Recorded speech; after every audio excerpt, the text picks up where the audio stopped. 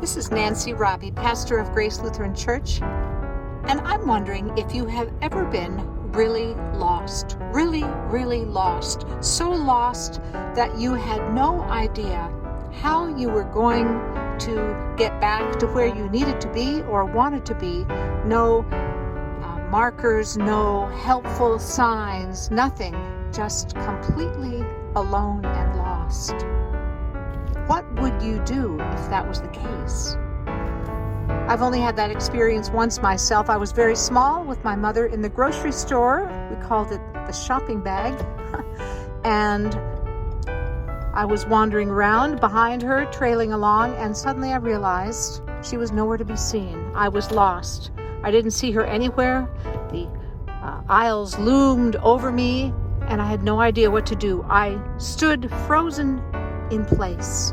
And of course, it wasn't too long before someone noticed me just standing there and alerted the store manager, who led me to the customer service desk, where they broadcast an appeal for whoever had lost their child to please come and retrieve it.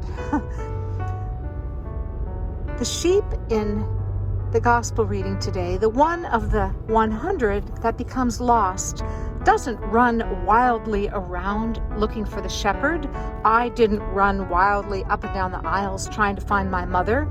Something told me just to stay there. The sheep stayed, probably grazing, lost but not panicking.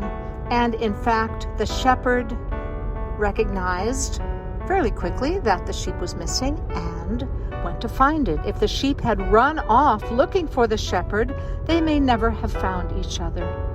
God always finds us when we become lost.